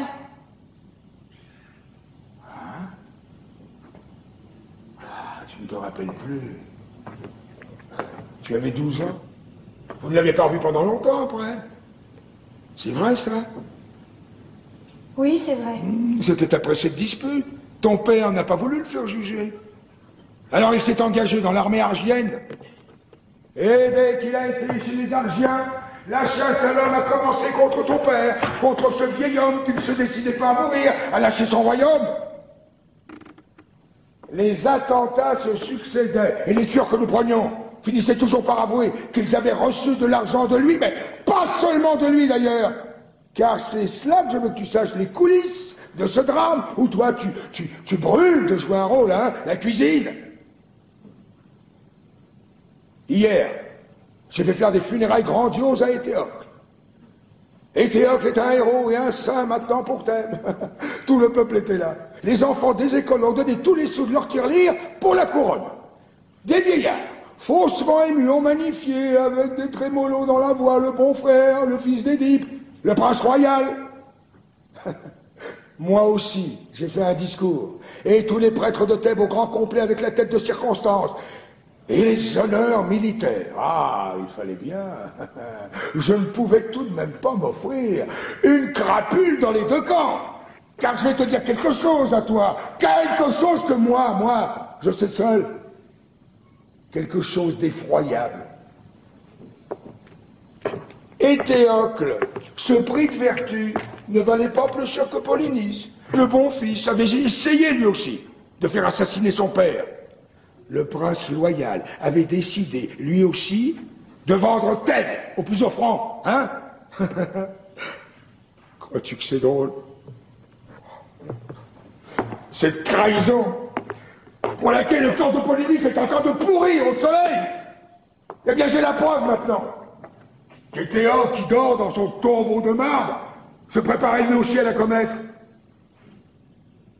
C'est un hasard.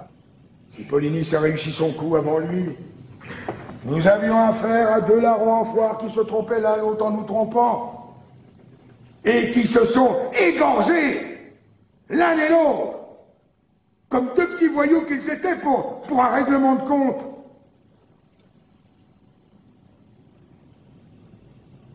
Seulement, il s'est trouvé que j'ai eu besoin de faire un héros de l'un d'eux. Alors j'ai fait rechercher leurs cadavres, au milieu des autres, et on les a retrouvés, embrassés, pour la première fois de leur vie sans doute. Ils s'étaient embrochés mutuellement, et puis la charge de la cavalerie argienne leur avait passé dessus. Ils étaient en bouillie, Antigone, méconnaissables. J'ai fait ramasser un décor, le moins abîmé des deux, pour mes funérailles nationales, et j'ai donné l'ordre de laisser pourrir l'autre où il était.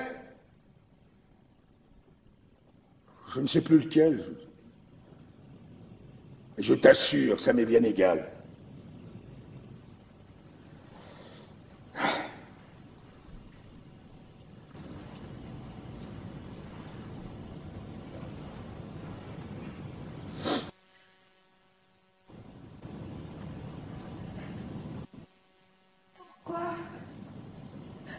M'avez-vous raconté cela?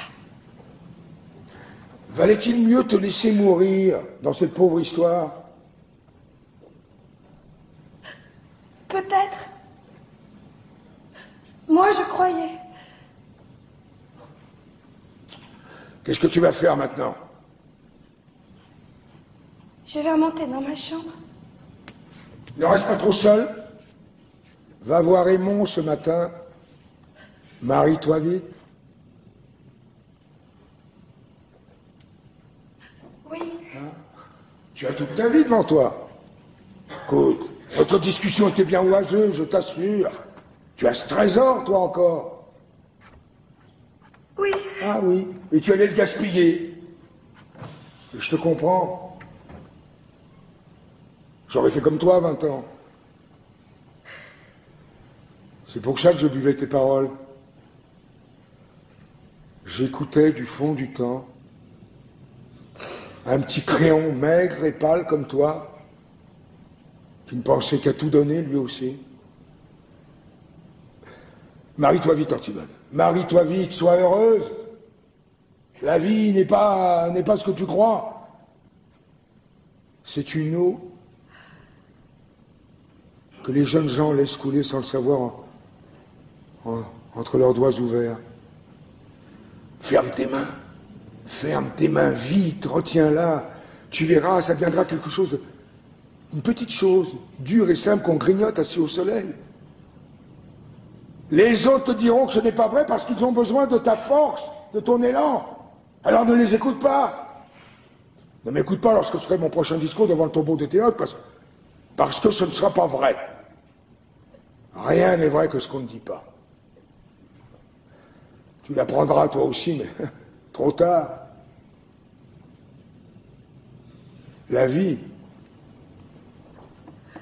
c'est un livre qu'on aime. C'est un enfant qui joue à vos pieds. C'est un outil qu'on tient bien dans sa main. C'est un banc pour se reposer le soir devant sa maison. Tu vas me mépriser encore, mais tu verras. De découvrir cela,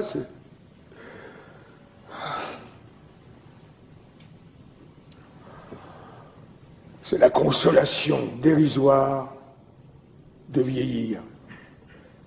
Parce que la vie, ce n'est peut-être tout de même que le bonheur.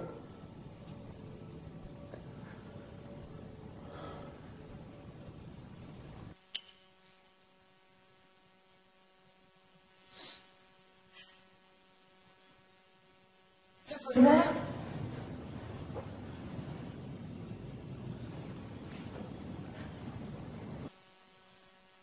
Pauvre mot, hein. Et quel sera-t-il, mon bonheur?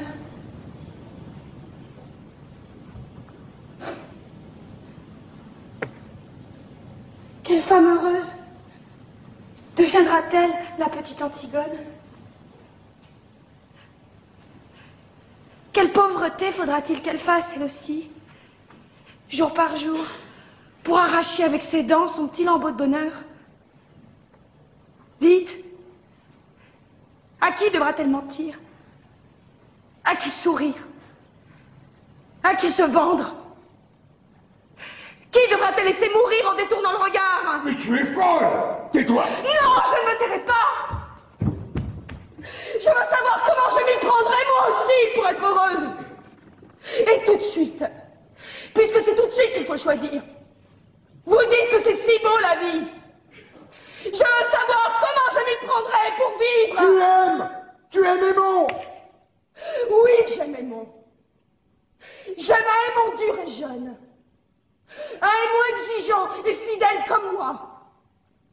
Mais si votre vie, votre bonheur doivent passer sur lui avec leur usure, si Aymon ne doit plus pâlir quand je pâlis, s'il ne doit plus me croire morte quand je suis en retard de 5 minutes,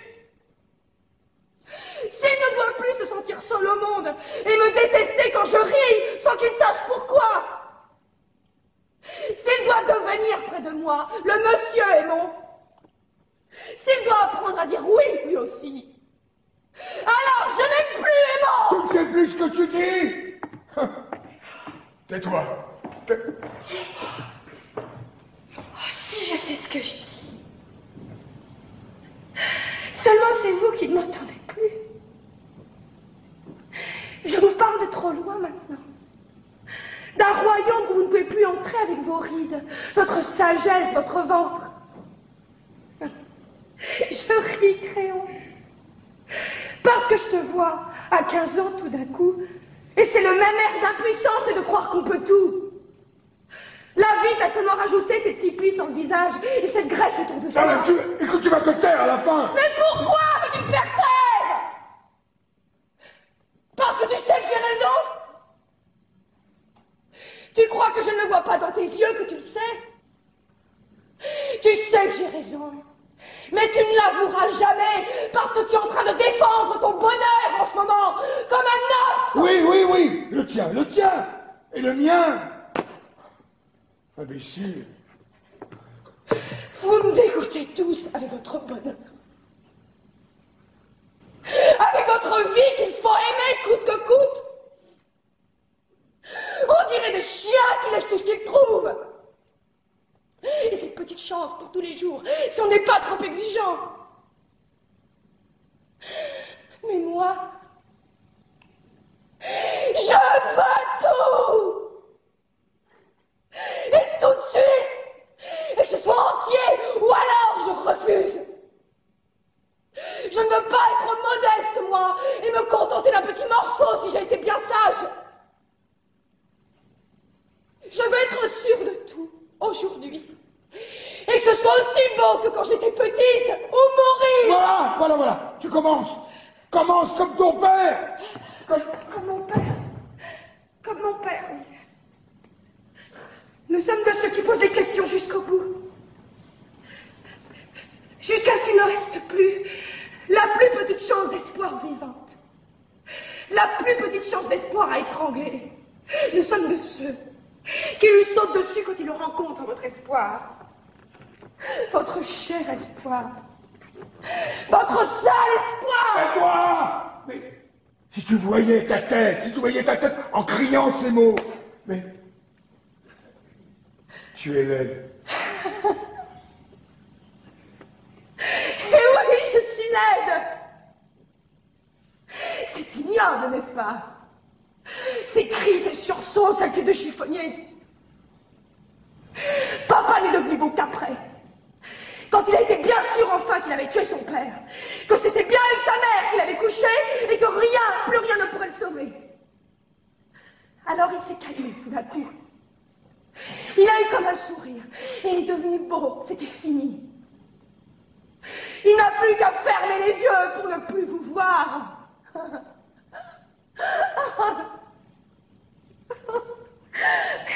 Vos têtes, vos pauvres têtes de candidats au bonheur. Mais c'est vous qui êtes laids. Même les plus beaux. Vous avez tous quelque chose de laid au coin de l'œil ou de la bouche. Tu l'as bien dit tout à l'heure, Créon, la cuisine. Vous avez des têtes de cuisiniers. Je t'ordonne de te taire maintenant, t'entends? Tu m'ordonnes, cuisinier, mais tu crois que tu peux m'ordonner quelque chose? L'antichambre est pleine de monde. Tu veux donc te perdre? On va t'entendre. Eh bien, ouvre les portes. Justement, il faut m'entendre. Mais pas Dieu. Tu vas te taire à la fin. Allons vite, le cuisinier appelle tes gardes. Qu'est-ce que tu veux, toi aussi? Antigone, Antigone, tu vois, je viens. J'ai du courage.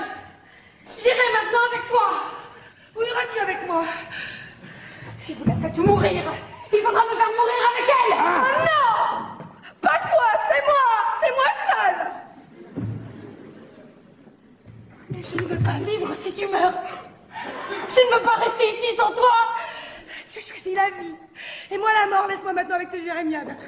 Il fallait y aller. À quatre pattes dans la nuit. Il fallait aller gratter la terre avec tes ongles pendant qu'ils étaient tout près. Et te faire empoigner par eux comme une voleuse. J'irai demain.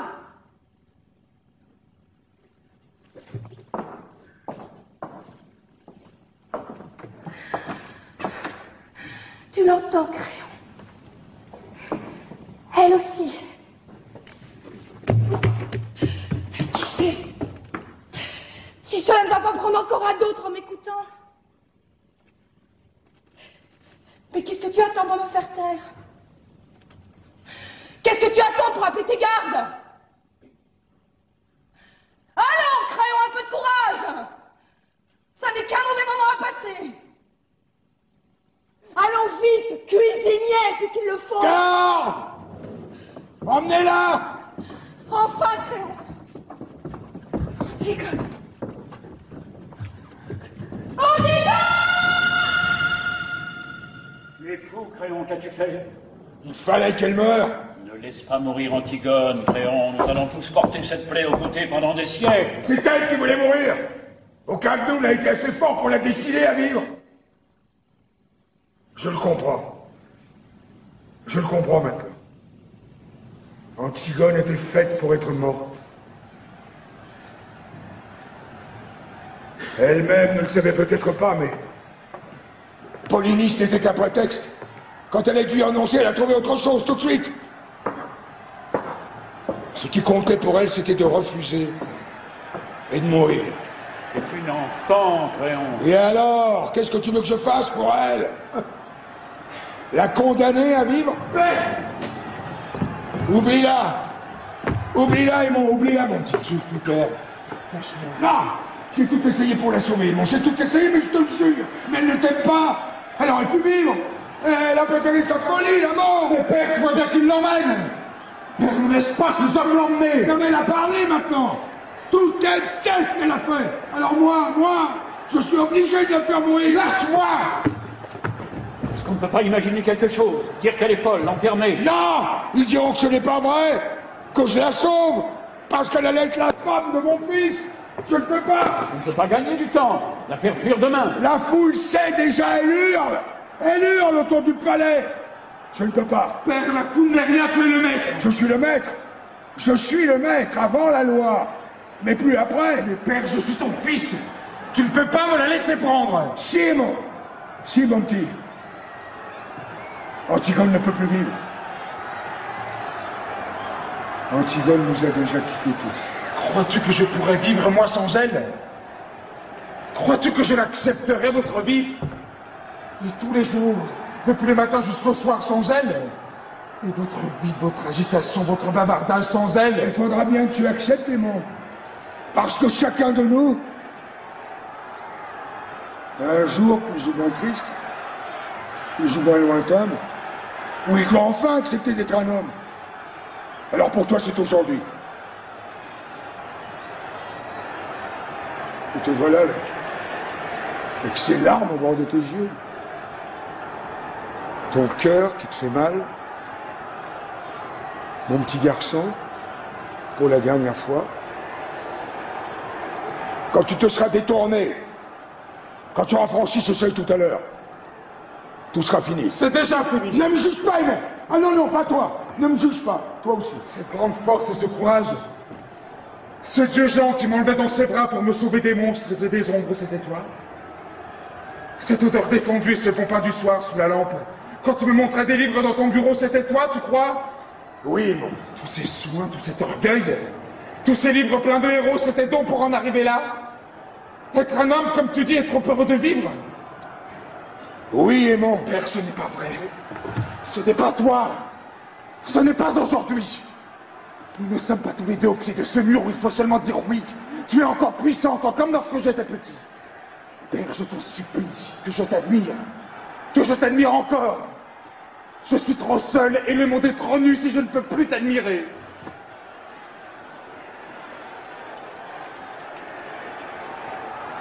On est tout seul, Aimon. Le monde est nu. Tu m'as admiré trop longtemps. Regarde-moi. Regarde-moi! C'est ça devenir un homme.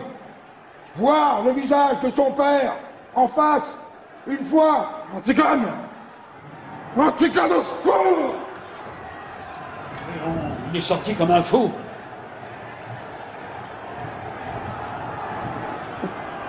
Il l'aime, oui. Léon, il faut faire quelque chose. Je ne peux plus rien.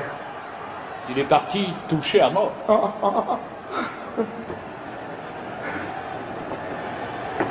Nous sommes tous touchés à mort.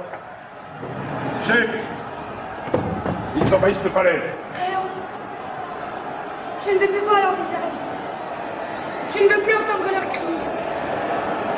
Que ma mort, maintenant, c'est assez. Fais que je ne vois plus personne, jusqu'à ce que ça soit fini.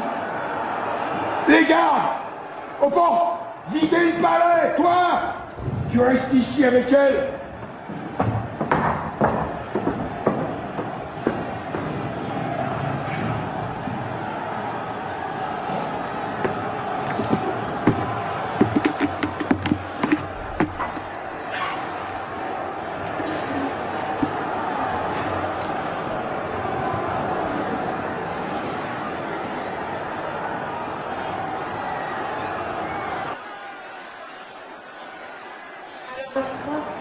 Qui, moi? Mon dernier visage d'homme. Faut croire.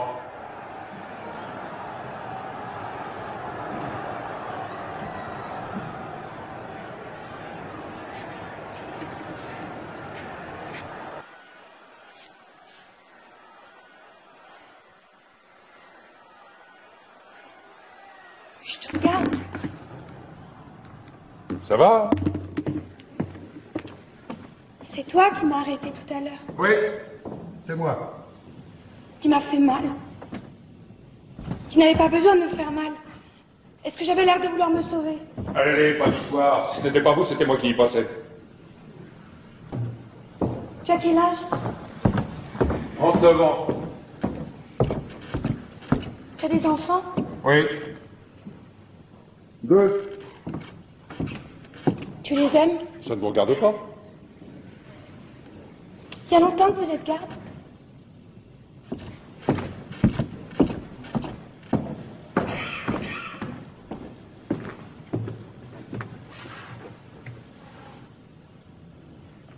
Après la guerre, j'étais sergent. J'ai engagé. Il faut être sergent pour être garde? En principe, oui. Sergent ou avoir suivi le peloton spécial. Devenu garde, le sergent perd son grade. Un exemple. Je rencontre une recrue de l'armée. Elle peut ne pas me saluer. Ah oui? Oui. Remarquez que généralement elle le fait. La recrue sait que le garde est un gradé.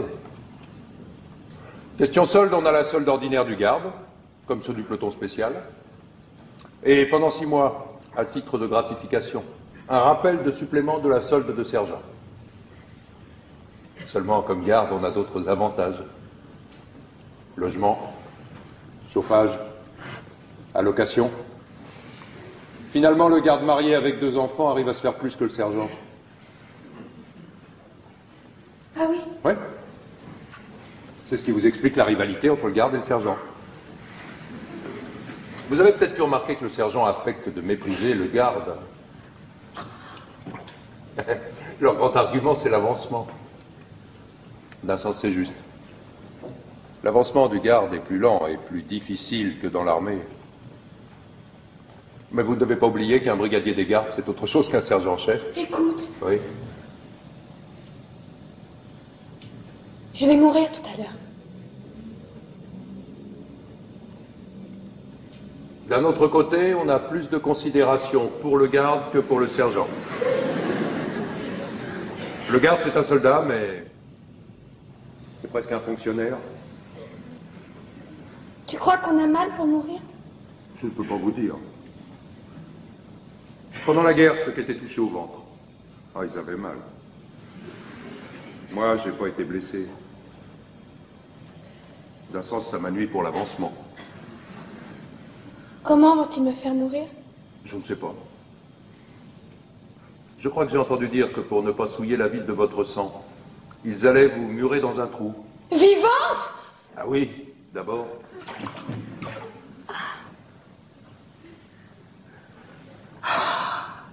Oh, tombeau. Oh, lit nuptial. Oh, ma demeure souterraine. Toute seule. Aux cavernes de Hadès, aux portes de la ville, en plein soleil. Une drôle de corvée encore pour ceux qui seront de faction. Il avait d'abord été question d'y mettre l'armée, mais aux dernières nouvelles, il paraît que c'est encore la garde qui fournira les piquets. Elle a bon dos, la garde. Étonnez-vous après ça qu'il existe une jalousie entre le garde et le sergent? 2 bêtes. Quoi de bête? Des bêtes se serraient l'une contre l'autre pour se faire chaud. Je suis toute seule. Si vous avez besoin de quelque chose, c'est différent, je peux appeler. Non. Je voudrais juste que tu remettes une lettre à quelqu'un quand je serai morte. Comment ça, une lettre? Une lettre que j'écrirai. Ah, ça non, pas d'histoire, une lettre, comme vous y allez, vous. Je risquerais gros, moi, ce petit jeu-là. Je te donnerai cet anneau si tu acceptes. C'est de l'or? Oui, c'est de l'or. Vous comprenez, moi, si on me fouille, c'est le conseil de guerre. Ça vous est égal. Ce que je peux, si vous voulez, c'est écrire sur mon carnet ce que vous auriez voulu dire. Après, j'arracherai la page. Mon écriture, c'est pas pareil. Ton écriture?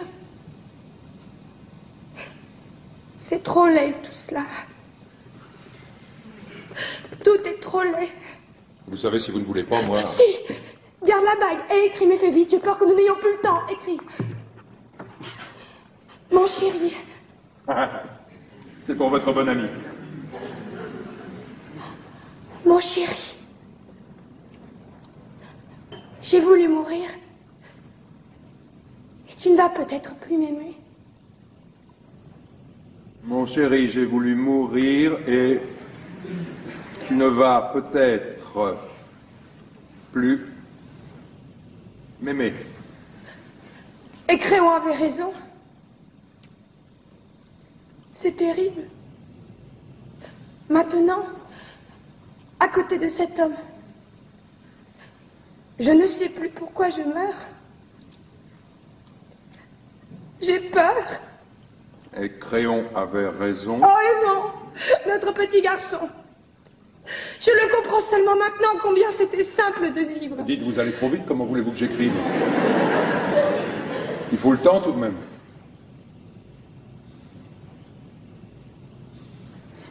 Où en étais-tu? C'est terrible maintenant à côté de cet homme.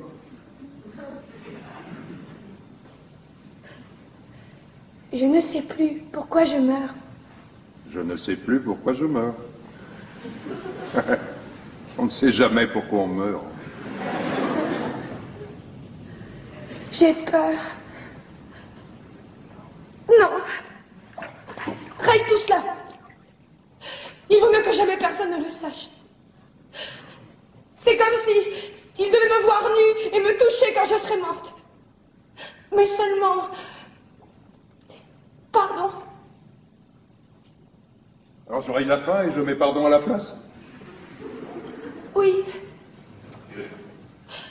Pardon, mon chéri.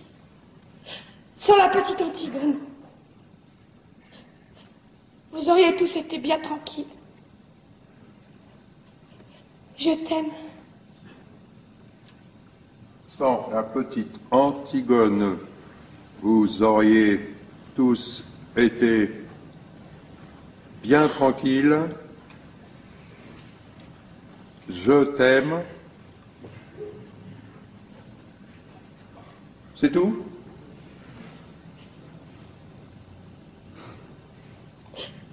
Oui, c'est tout. C'est une drôle de lettre. Oui, c'est une drôle de lettre. Et c'est à qui qu'elle est adressée? Allez. Pas d'histoire.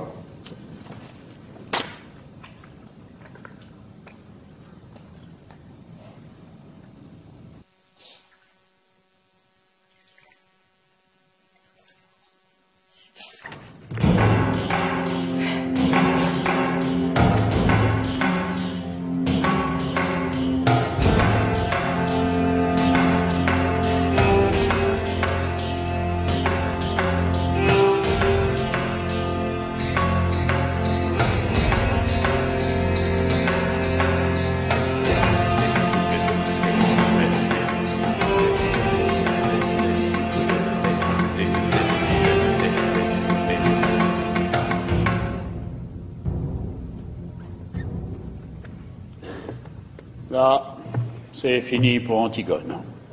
Maintenant, le tour de Crayon approche. Il va falloir qu'ils y passent tous. La reine! Où est la reine? Que lui veux-tu? Qu'as-tu à lui apprendre? Une terrible nouvelle. On venait de jeter Antigone dans son trou. On n'avait pas encore fini de rouler les derniers blocs de pierre lorsque Crayon et tous ceux qui l'entourent entendent des plaintes qui sortent soudain du tombeau. Chacun se tait et écoute, car ce n'est pas la voix d'Antigone. C'est une plainte nouvelle qui sort des profondeurs du trou. Tous regardent Crayon. Et lui qui a deviné le premier, lui qui sait, déjà avant tous les autres, hurle soudain comme un fou. Enlevez les pierres! Enlevez les pierres! Les esclaves se jettent sur les blocs entassés, et parmi eux, le roi suant, dont les mains saignent. Les pierres bougent enfin, et le plumage se glisse dans l'ouverture.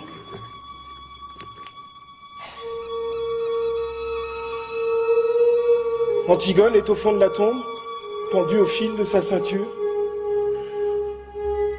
Des fils bleus, des fils verts, des fils rouges, qui lui font comme un collier d'enfant. Et Aimant à genoux, qui la tient dans ses bras, et gémit, le visage enfoui dans sa robe. On bouge un bloc encore et Crayon peut enfin descendre. On voit ses cheveux gris dans l'ombre au fond du trou. Il essaie de relever Aimant. Il le supplie. Aimon ne l'entend pas. Puis soudain elle se dresse, les yeux noirs. Et il n'a jamais tant ressemblé au petit garçon d'autrefois. Il regarde son père, sans rien dire. Une minute. Et tout à coup, il lui crache au visage et tire son épée.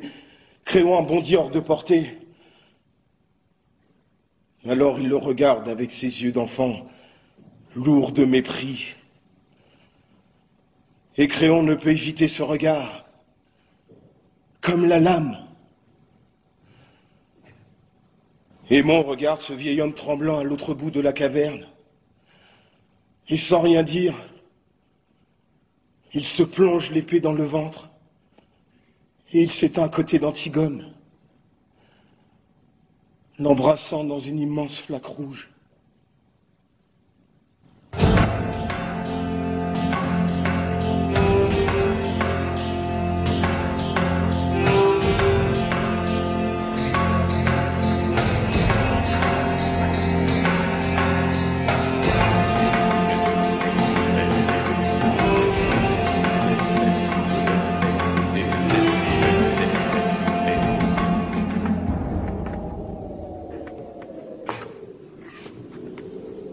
Je les ai fait coucher l'un près de l'autre.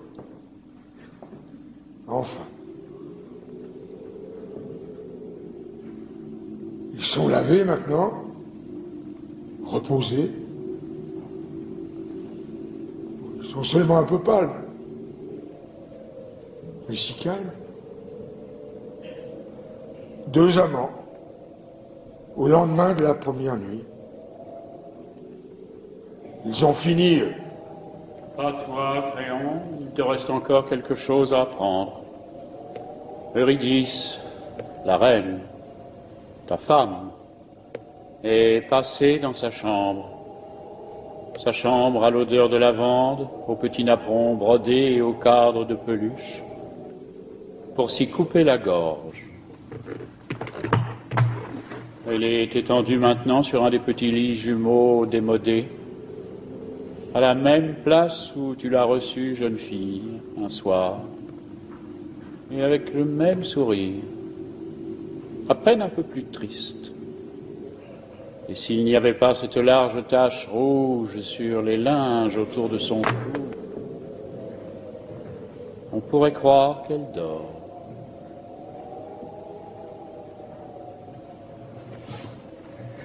Elle aussi.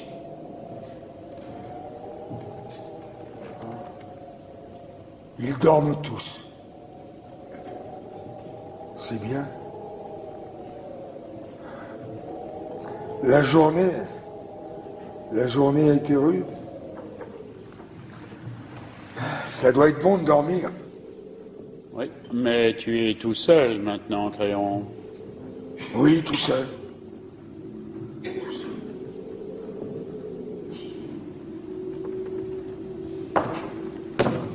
Monsieur,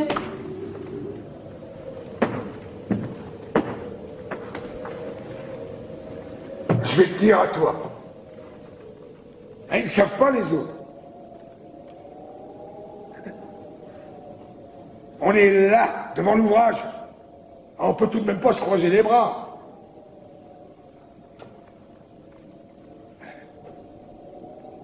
Ils disent que c'est une sale besogne, mais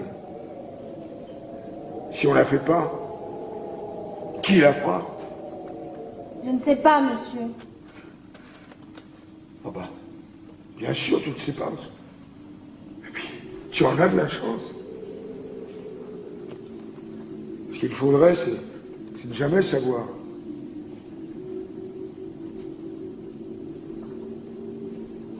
Il te tape d'être grand, toi. Oh oui, monsieur. Mais tu es fou, petit. Il faudrait ne jamais devenir grand.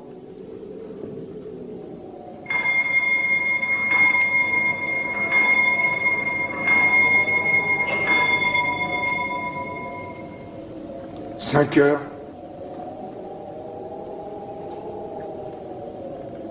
Qu'est-ce que nous avons aujourd'hui à 5 heures? Conseil, monsieur. Un conseil?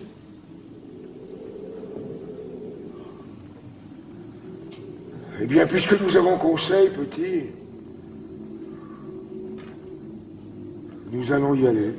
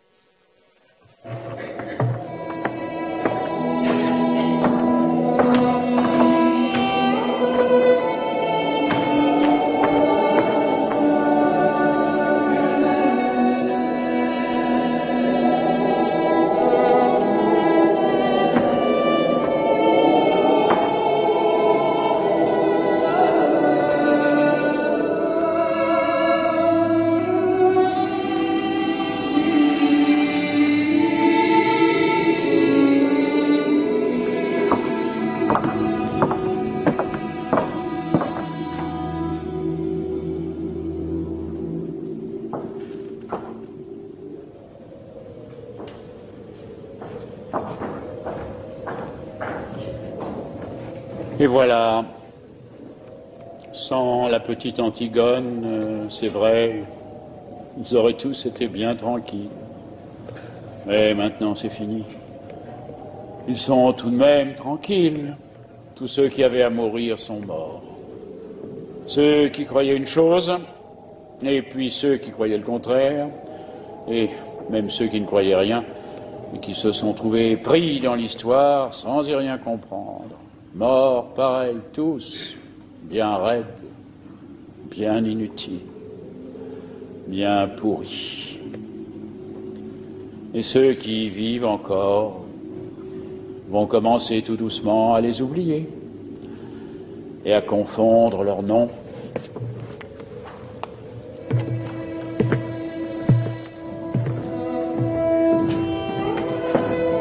C'est fini. Antigone calmé maintenant.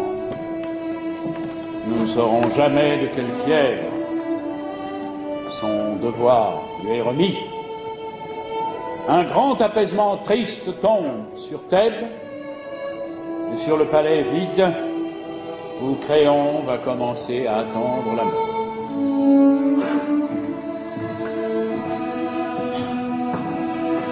Il ne reste plus que les gardes.